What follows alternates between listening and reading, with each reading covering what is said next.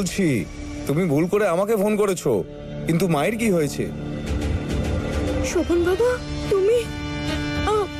না না, কিছু না ওই। আমায় বলো ছোট মা। বাবা, আরে তুমি ফুল বাবার সাথে ঘুরতে গেছো। আমি তোমাকে বিরক্ত করতে চাইনি, আসলে আমি এত ভয় পেয়ে গেছি যে আমি একদম খেয়াল করিনি। তোমাকে ফোন করে দিয়েছি বাবা, তুমি রাখো ফোন, রাখো। ছোট মা ওসব কথা বাদ দাও আর বলো মায়ের কি হয়েছে। বাবা, দিদি সিঁড়ি থেকে পড়ে গেছে বাবা।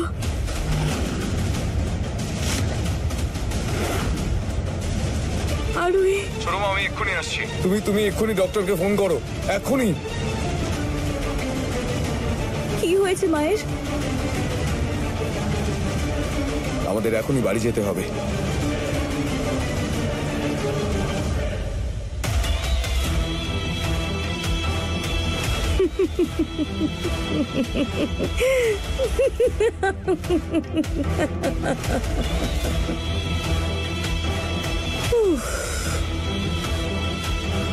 আমার জন্য তো নরকে ঘর নিশ্চয়ই ফিক্স হয়ে আছে। বেচারা নতুন বিয়ে হয়ে ঘুরতে গেছে শোভন বাবা আর ফুলবন, আর আমি হয়ে গেলাম তোদের ভালোবাসায় বড় একটা কাঁটা।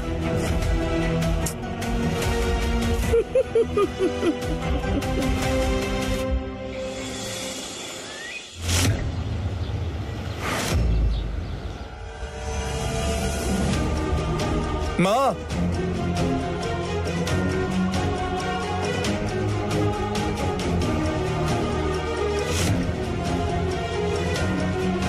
মা,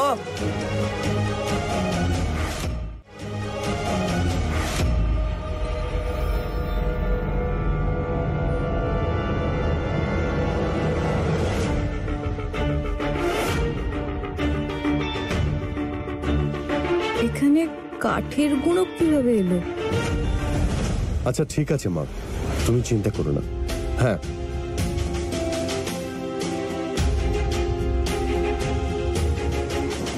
ঈশ্বরের অনেক বড় ধন্যবাদ যে কোনো বড় ক্ষতি হয়নি, কোনো হাড় ভেঙে যায়নি, শুধু হাতে একটু মোচ আর পিঠে একটু আঘাত লেগেছে।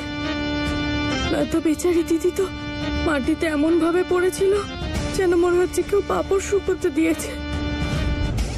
মা, মা, বাবা, বাবা এখানে এসো। আস্তে আস্তে আস্তে দিদিকে বিশ্রাম নিতে দাও।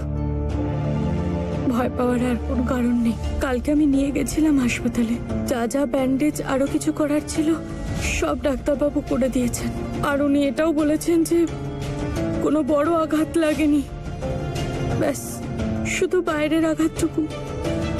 কিন্তু সত্যি বাবা, আমি কাল খুব ভয় পেয়েছিলাম যদি দিদির কিচ্ছু হয়ে যেত না, তাহলে দিদির সাথে সাথে আমিও ওপরে চলে যেতাম।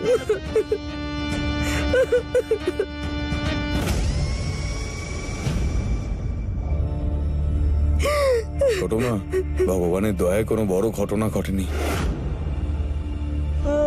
এ কানাই, মাকে তাড়াতাড়ি সুস্থ করে দিও। উনি খুব ভালো, একদম আমার মায়ের মতো। ওনার যেন কিছু না হয়।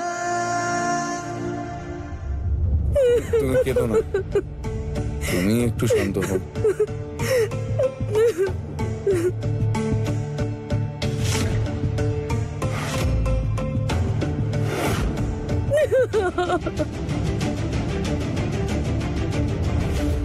তোমরা একটু ওকে বিশ্রাম নিতে দাও।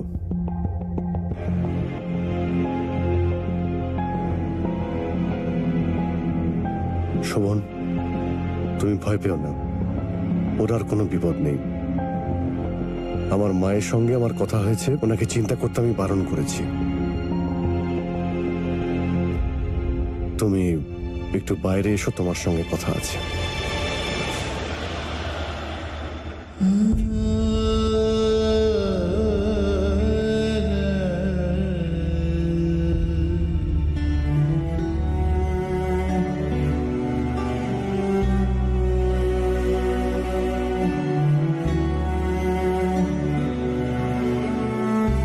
খুব সুন্দর শোভনী। দুজনের যোগ্য। তোমার মুখে মা ডাক শুনে খুব ভালো লাগছে। হে কানাই, যত তাড়াতাড়ি পারো ওনাকে সুস্থ করে দিও। তুমি চাইলে ওনার কষ্ট আমায় দিয়ে দাও, কিন্তু ওনার কিছু যেন না হয়। মা, আপনি তাড়াতাড়ি সুস্থ হয়ে যান।